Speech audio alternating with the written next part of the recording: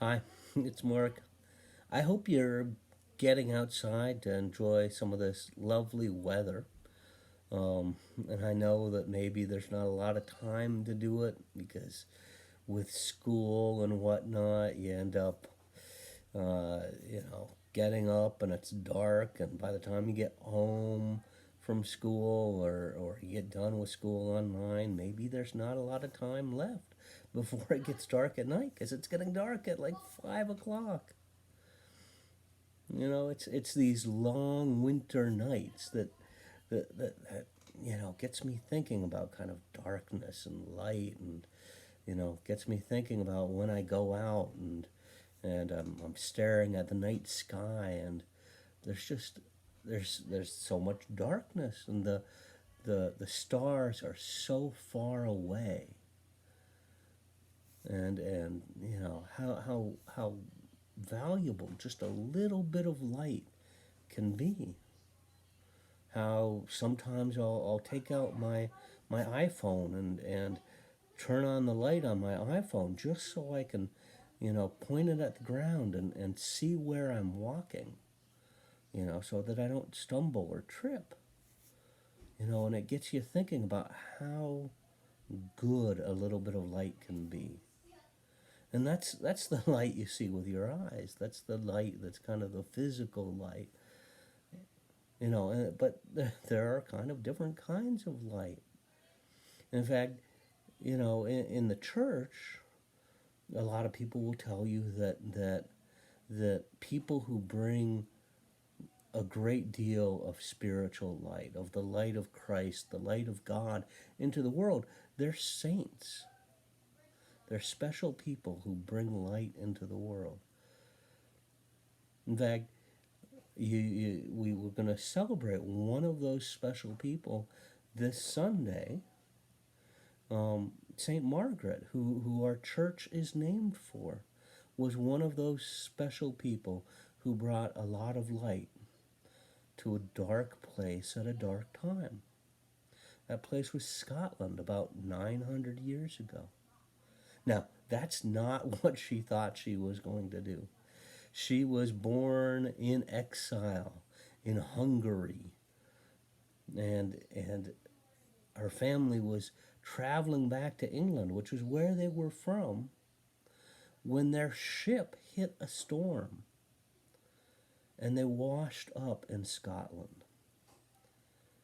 And fortunately for them, the King of Scotland, Malcolm, took an interest in them and helped them and protected them. Now, at this time, Margaret thought that she was going to become a nun.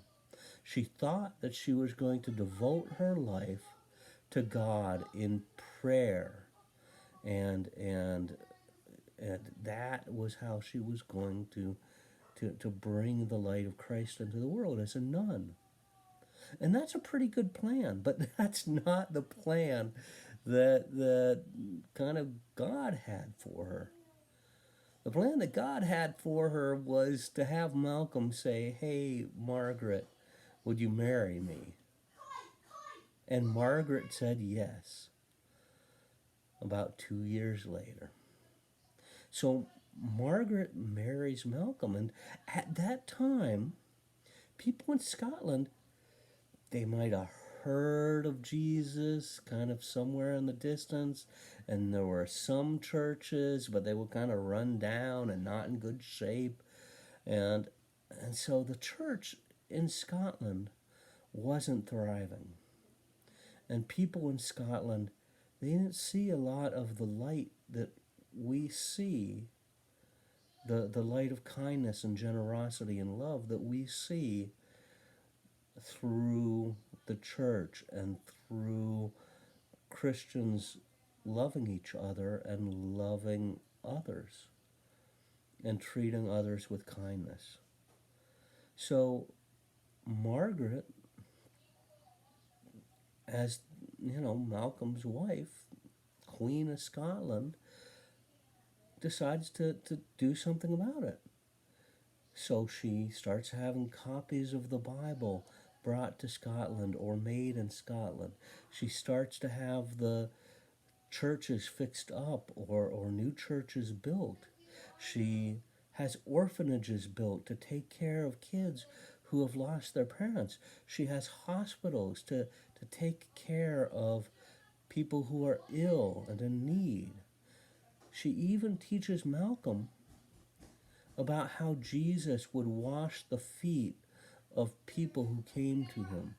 And she and Malcolm would wash the feet of visitors to the castle. Can you imagine that?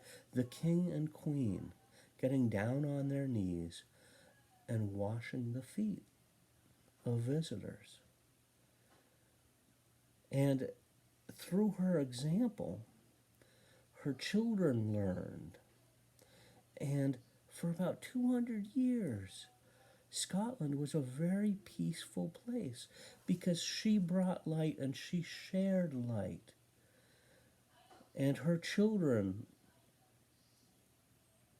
would go on to rule Scotland for that time and do so with kind of her Christian teachings and the love and generosity and humility and the light that she had brought. And the thing is that's not what she thought she was going to do. She thought she was going to be a nun, probably in England. Now the thing is a lot of us might have ideas on what we're going to do and how maybe we will serve God and bring light to those around us. But the thing is sometimes God ends up saying, you know, hey, I've got a different idea for what it is that you need to be doing and how you need to be bringing light into the world. So this Sunday, take a moment and think about light and think about how different people around you may be experiencing darkness. And ask yourself, did God put me here? Did God give me the opportunity to be that light for that person in that way? Maybe it's bringing them some food when they're hungry. Maybe it is just saying something kind to them. Not all light has to be big light. Sometimes you have a small light, like the light of my iPhone that I use to walk in the darkness. And it's just enough not to stumble. So you may not feel like you have a lot of light to give, that you may feel like you're not this great saint who illuminates everything around you. But you don't have to be a great saint. Sometimes being a little saint and providing a little light to somebody in darkness is what God wants you to do.